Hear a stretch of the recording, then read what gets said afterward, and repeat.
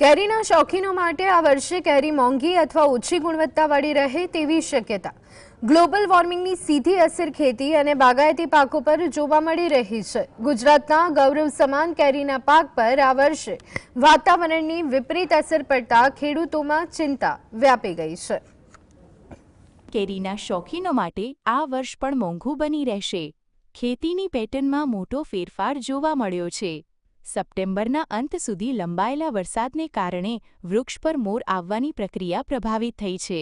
છેલ્લા કેટલાક દિવસોથી વાતાવરણમાં છવાયેલા ગાઢ ધુમ્મસ અને ઝાકળને કારણે આંબા પર આવેલા મોર ખરી પડવાની તૈયારીમાં છે. હવે દવાનો છંટકાવ કરવા પડે છે. હવે દવાનો છંટકાવ કરવાથી થોડું ઘણું એવરેજ અમને સારું લાગે, પણ જ્યારે એનું ફ્રૂટિંગ થશે એટલે પાછી અમારે એના પર દવા મારવી પડે. એને લીધે અમારે ખર્ચો વધી જાય છે ને દવા મારે એટલે કેરીમાં થોડું ઘણું ડિફરન્ટતા મળે, જે મીઠાશ ને એ જે આવે તે ઓછી થાય છે ને ખટાશ વધી જાય છે. દિવસ અને રાત્રિના તાપમાન વચ્ચે 20 ડિગ્રી જેટલો મોટો તફાવત જોવા મળે છે. દિવસે 33 ડિગ્રીની ગરમી અને રાત્રે 13 ડિગ્રીની ઠંડીને કારણે ખેતીમાં સમસ્યા વકરી છે. આ સાથે જ હવામાં ભેજનું પ્રમાણ વધતા ભૂકીચારો અને ડેગા જેવી જીવાતોનો ઉપદ્રવ વધ્યો છે.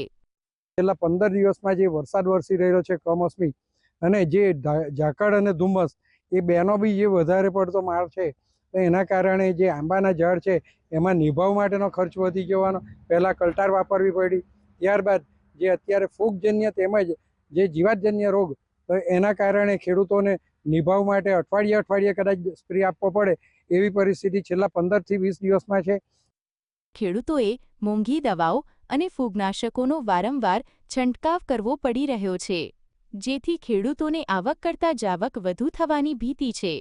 ખેડૂતની મહેનત અને મૂડી બંને અત્યારે જોખમમાં મુકાયા છે. ભાઈઓને ખાસ સલાહ કે દિવસ અને રાત્રિના ટેમ્પરેચરમાં જો ડિફરન્સ 20 ડિગ્રી જેટલો જાય છે, એટલે કહેવાય કે 18 ડિગ્રીથી જ્યારે વધારે ટેમ્પરેચરનો ડિફરન્સ હોય છે, તો એવી પરિસ્થિતિની અંદર આંબામાં ખરડનું પ્રમાણ આવી શકે છે.